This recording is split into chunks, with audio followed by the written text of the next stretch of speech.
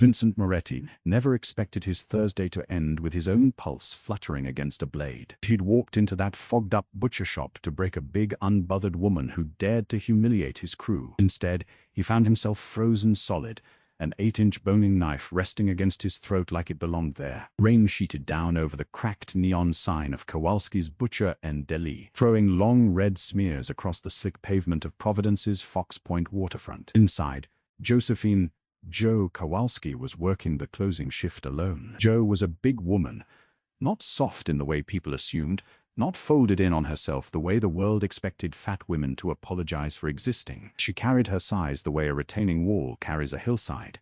Solid, load-bearing, immovable. Her forearms were roped with muscle from a decade of hoisting quarter-sides of beef onto steel hooks, her canvas apron cinched tight over a wide waist, and her grip on the cleaver in her hand was absolute. She wasn't supposed to be a problem. To the Moretti family, small shop owners were line items, sheep to be sheared on the 1st of every month. Vincent Moretti, freshly installed as head of the family after his father was gunned down outside a social club in April, was in the middle of tightening the neighborhood down like a vice. His underboss, Sal Bianchi, had spent 3 weeks making the rounds, hiking protection payments by 50%. Everyone paid. Everyone paid. Everyone paid. The auto shop. The florist on the corner. Everyone except Joe. Sal had swaggered into the butcher shop 5 days earlier, flicking cigarette ash over a fresh tray of veal cutlets, calling her a fat cow who needed reminding of her place. Joe hadn't argued with him. She'd simply picked up a 2-pound brass scale weight off the counter and brought it down on his wrist with a single, unhurried swing. Sal had staggered out into the alley, cradling a hand that would never sit flat again. Word travels fast on the docks. You don't shatter a made man's wrist and keep breathing past sundown. Vincent couldn't let it slide. The boss survives on fear, and fear evaporates the second people realize the wolf can be made to yelp. Already he'd caught 2 of his own soldiers trading looks in the back room, the kind of looks that asked whether the new boss could actually hold the territory his father had bled for. He decided to handle the butcher personally. He wanted to look this woman in the eye, watch the defiance leak out of her, then order the building burned to its foundation, brick by brick, so nobody else on the block got any ideas about what a fat woman with a knife could get away with. The bell over the door jangled, cutting through the steady thwack, thwack, thwack of Joe's cleaver against a hanging pork loin. She didn't look up right away. Vincent stepped inside behind 2 of his heavier men, Marco and Deshawn. The deadbolt clicked. The open sign flipped to closed. Vincent wore a slate-gray suit that cost more than Joe's yearly lease. He was lean and precise, radiating the kind of quiet menace that made most civilians go pale on sight. He crossed the sawdust floor, his shoes stopping just short of the display case. "You're a hard woman to get an audience with, Miss Kowalski," Vincent said, his voice a low, practiced growl. Joe dragged the back of her wrist across her cheek, smearing a faint line of blood there, and finally raised her eyes to his. She didn't flinch, didn't blink. "We're closed," she said, flat as a cutting board. "Come back at 9. Though I don't figure you're here for the pork loin." Vincent smiled, cold and hungry. "I'm here about Sal. He's got 3 pins in his wrist now. Doctors say he'll never close that hand all the way again. Because of you." "He shouldn't have put his hands on my scale," Joe replied, already turning back to the loin, slicing with an economy that bordered on artistry. "It disrespects the meat. And it disrespects me. Badly." Marco, a slab of a man with a nose that had been reset twice and a jaw that never quite closed right after the second time, stepped forward, his hand drifting toward his jacket. "Watch your mouth. You're talking to Mr. Moretti."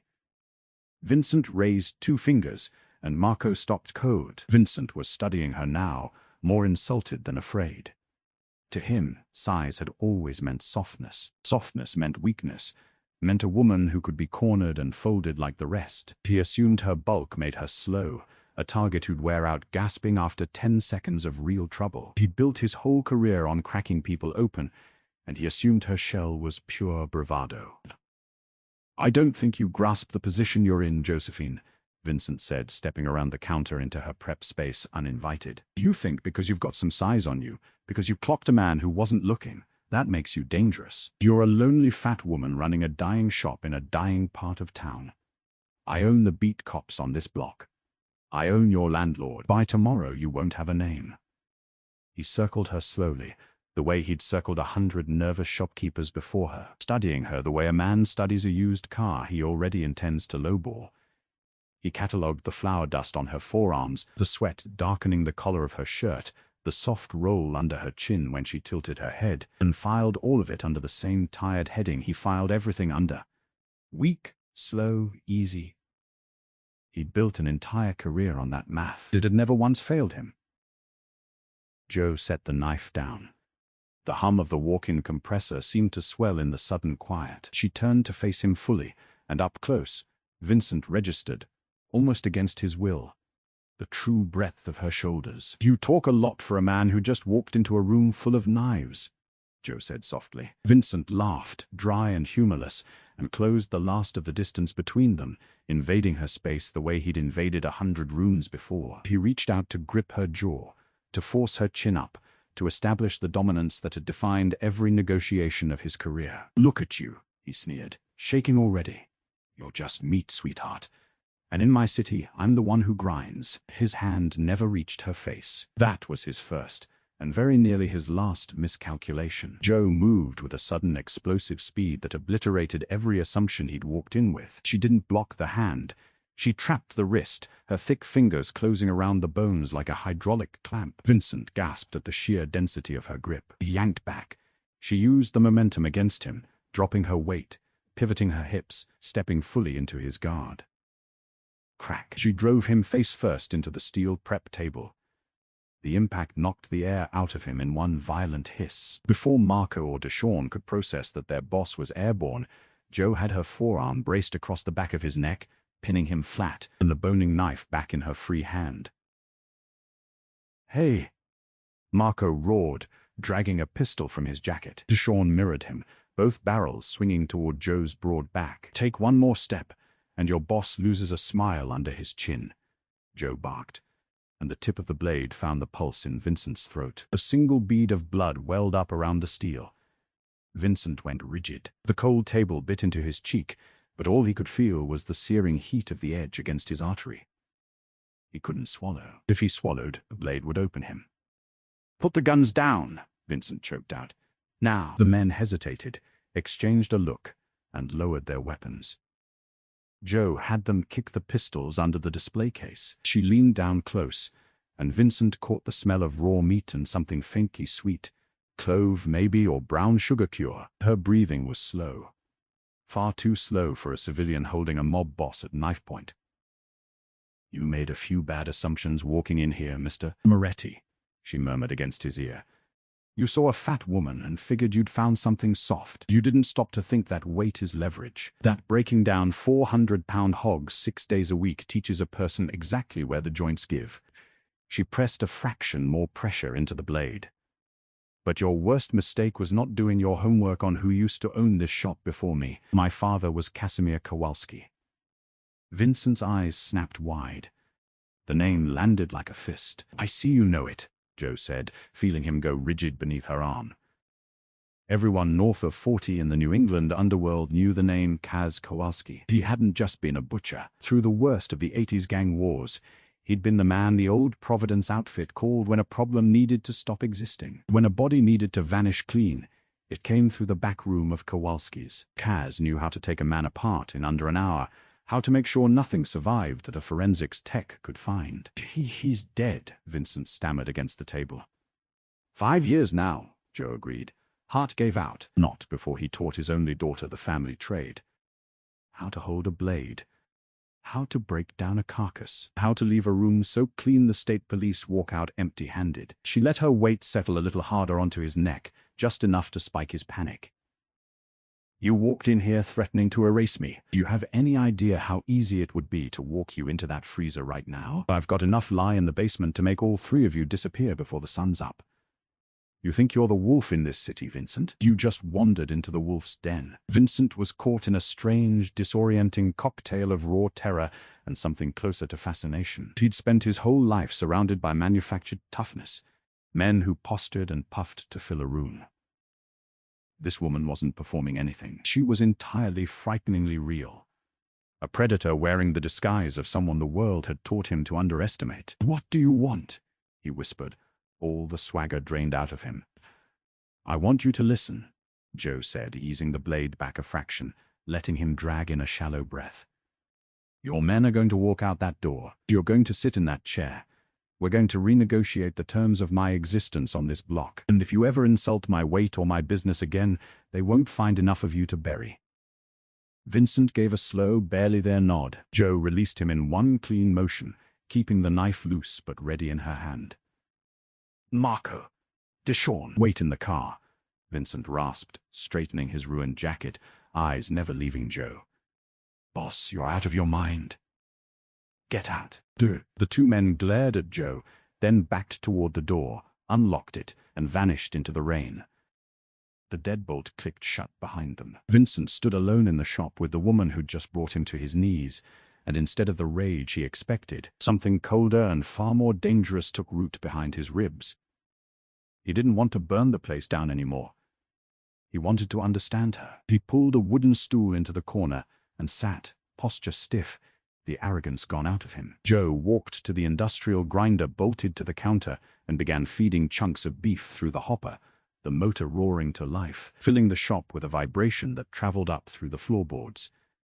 She didn't rush, didn't tremble. She was built like a freight train, deliberate, unstoppable, entirely at home in the space she occupied. "You have my attention, Miss Kowalski," Vincent said over the noise. "You said we're renegotiating. Let's hear it." Joe killed the grinder. The rain filled the silence that followed. "My terms are simple, and they aren't up for discussion." She wiped down her cleaver with a white towel, pulled a stool opposite him, and sat, forearms braced on her knees. 1. Kowalski's comes off your books permanently. No envelopes on the first. I protect my own building. 2. The dry cleaner, the auto shop, the florist, they're under my umbrella now. You don't touch their rates. You don't threaten them. Your men don't so much as look at them sideways.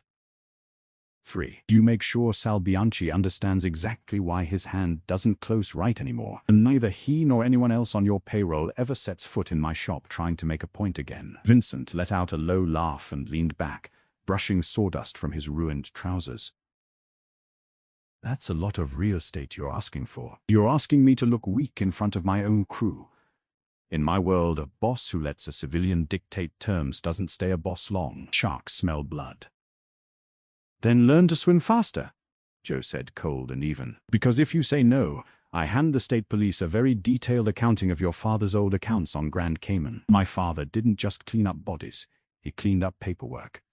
I still have the boxes." "You'd burn your own leverage the second you used it," Vincent said, though there was less certainty in it than he wanted. "Once those boxes are in a detective's hands, you've got nothing left to protect yourself with. What's stopping me from just taking them off you tonight?"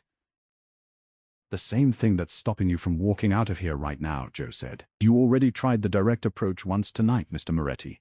How'd that work out for you?" She let the silence sit, let him remember the exact weight of her forearm across his neck. "Those boxes don't sit in this building. They don't sit anywhere you'd think to look, and they don't move unless I stop breathing on a schedule I control. You take me out, they land on a desk at the Attorney General's office by Monday morning. That's not leverage you can steal. That's a dead man's switch."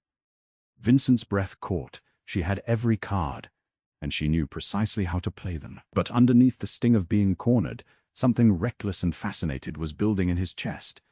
Her fearlessness pulled at him like gravity. Her size wasn't a flaw to exploit.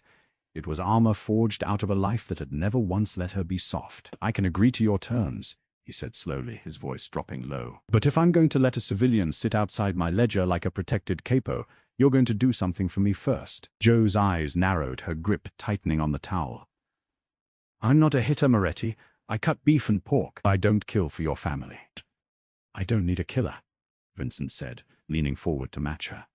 "I need a ghost. I need your father's old network. The Albanians are pushing into the docks again. Dritan Kovaci's crew. They've hit 3 of my shipments in a month. He knows my routes, my schedule. Somebody inside my own organization is feeding him information. Your father knew every player on those docks better than anyone alive. Old safe houses, old signals, old debts. I need you to make some calls. Find out who's talking." Joe stood, her boots thudding solid against the floor, and walked toward the walk-in door. She paused, looking back over her shoulder. "I'll ask around," she said. "But if I catch your men near my property while I do it, the deal's dead." "Understood," Vincent said, rising, feeling an unfamiliar reluctance to leave. He'd walked in to destroy her. He was walking out with a partner, and a hunger for a woman who could break his neck without breaking a sweat. 3 nights later, the neon sign outside Kowalski's stayed dark, but the fluorescence inside burned harsh and sterile. Jo was in the back, hauling 100-pound side of beef onto the hooks, sweat beading along her hairline, her breathing heavy and even. The physical strain quieted the noise in her head. She'd made her calls. She'd sat in the back booths of 3 different diners with old men who remembered her father with equal parts reverence and fear, men who still lowered their voices when they said the name Kowalski, as if the walls themselves might report back. It hadn't been easy. Half of them wanted nothing to do with the old business, and the other half wanted favors in exchange for a name. She'd paid in cash, in silence, in the promise that whatever she learned would stay buried the way her father had always buried things, completely, permanently, without a trace. By the second night, she'd had 3 names. By the third, she had one, and she had her answer. The front door rattled hard. Someone was working the lock. Jo wiped her hands on her apron, instincts flaring, and pulled a forged steel cleaver off the magnetic strip. She killed the lights, letting the shop fall into shadow lit only by the street lamp bleeding through the front windows. The lock gave with a sharp crack. The door swung open, and 2 shapes spilled inside. "She's in here. I saw the light," a voice hissed. Jo recognized it instantly. Marco, the broken-nosed enforcer from 5 nights ago. But he wasn't with Vincent this time. He was with a wiry man carrying a suppressed submachine gun, his accent thick and unfamiliar. "Kowalski wants her handled tonight," the wiry man muttered. "She's been making calls, asking questions about the docks. We don't let this get back to Moretti." Jo's blood went cold. The mole wasn't some distant cousin or low-level runner she'd half expected to find at the end of her calls. It was Marco, Vincent's own bodyguard, the man who'd stood 2 feet behind his boss 5 nights ago and said nothing, working the entire time for the Albanian crew. "I want to be the one who puts her down," Marco sneered, thumbing off his pistol's safety. "She humiliated me in front of the boss." They advanced into the dark, boots crunching sawdust. Jo didn't hide.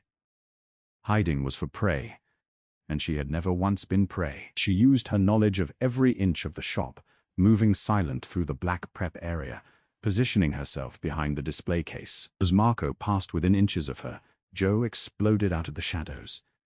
She didn't lead with the cleaver. She led with the full, unstoppable weight of her body, driving her shoulder into his ribs with the force of a car crash. Marco let out a wet, breathless gasp as bone gave way beneath the impact. They crashed backward through a wooden display rack, sending jars of pickled peppers shattering across the tile. "What the hell?" the Albanian gunman shouted, swinging his weapon toward the noise. Before he could fire, the front door burst open again. Vincent stepped through, a suppressed pistol already raised. He'd been trailing Marco for 2 days, uneasy about his sudden erratic behavior. Watching him break into Jo's shop had confirmed every fear he'd been trying to talk himself out of. Vincent fired twice. The gunman dropped, clutching his chest, his weapon clattering across the tile. Marco wasn't finished. Adrenaline and panic dragged him back to his knees, and he shoved Jo off him hard, swinging his pistol wildly toward Vincent's silhouette in the doorway. "Vincent, down!" Jo roared. She didn't hesitate. She snatched a fallen cast-iron weight off the floor and hurled it across the room with the full strength of her shoulders. It struck Marco square in the temple with a sickening crack. His eyes rolled back, his gun firing 1 stray round into the ceiling before his body crumpled onto the sawdust. Still, silence dropped over the shop, broken only by settling glass and 2 people breathing hard in the dark. Vincent lowered his weapon slowly, eyes scanning the shadows until they found her. Jo was pushing herself up off the floor, her apron torn, a thin line of blood tracking from a gash above her eyebrow where the shelving had caught her. He crossed the room fast, glass crunching under his ruined shoes, and dropped to his knees beside her, hands gripping her arms, checking for wounds. "Are you hit?" he demanded, his voice cracking with something that wasn't just adrenaline. It was raw, unguarded fear. "I'm fine," Jo gasped, waving him off, though she let him help her up, leaning against the steel table while she wiped the blood from her brow. She looked down at Marco's unconscious, bleeding form. "There's your mole, Moretti." Vincent stood slowly, not breaking eye contact. The adrenaline was fading fast, replaced by something heavier, more magnetic, pulling him toward her. He looked at her. The messy hair, the torn apron, the imposing, unapologetic frame that had just thrown itself into the path of a bullet meant for him. She'd saved his life. He stepped in close, lifting a hand to her jaw, thumb brushing just under the cut on her forehead. Joe tensed, eyes wide, but she didn't pull away. "You put yourself between me and a gun," Vincent said quietly, his voice unsteady. "You could have been killed." "He was in my shop," Joe said, stubborn even now, though her voice trembled at the edges. "I protect what's mine." "And what am I?" Vincent asked, gaze dropping briefly before meeting hers again, the air between them gone electric. "Am I yours to protect, Josephine?" Joe let out a slow breath. She looked at the ruthless man in front of her, a man who had walked into her life to burn it down and had somehow become tangled in her survival. Instead, she reached up, her calloused fingers wrapping around his wrist, pulling his hand from her face. She didn't let go of him. "You don't own me, Vincent," she said, fierce, her voice steady in the wreckage of her own shop. "You don't get to claim me just because we bled on the same floor. I'm not one of your soldiers.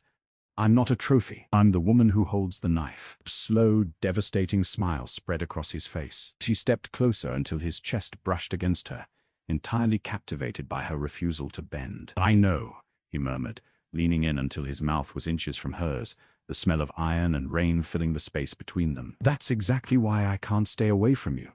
You're the only thing in this city I'm actually afraid of, Josephine Kowalski. And God help me, it's the best thing that's ever happened to me." He closed the distance, and the kiss tasted like copper and adrenaline, and something neither of them had a name for yet. Joe hesitated only a heartbeat before her arms wrapped around his neck, pulling him in with the same fierce, unyielding force she brought to everything in her life. They stood there in the ruined shop, surrounded by broken glass and the wreckage of the men who'd underestimated her. Two unstoppable forces finally colliding in the dark. Vincent Moretti had spent his whole life looking for someone who wouldn't bend to him, and he'd found her not in a boardroom or a ballroom, but behind a butcher's counter, in the steady, capable hands of the woman who'd taught him exactly how it felt to bleed. When they finally broke apart, neither of them moved to close the distance again. Joe stood with her back against the steel table, chest still heaving, one hand still loosely fisted in the front of his ruined shirt, as though she hadn't quite decided whether to pull him back in or shove him toward the door. Vincent watched her, and for the first time in longer than he could remember, he didn't have a next move planned. No angle, no leverage he was quietly calculating behind his eyes. Just her. "This doesn't fix anything," Joe said finally, her voice rough. "There's still 2 dead men on my floor and an Albanian crew that knows my name now. You understand that, right? Kissing me doesn't make any of that go away." "I know," Vincent said. He crouched down beside Marco's unconscious body, checking the man's pulse with the same detachment he'd have used checking a car battery, and found it steady. Alive. For now, alive enough to answer questions later, in a room with no windows. But it's a start. Kovaci's going to hear about tonight by morning. He's going to know his man failed, and he's going to know exactly why. That makes you a target either way, deal or no deal.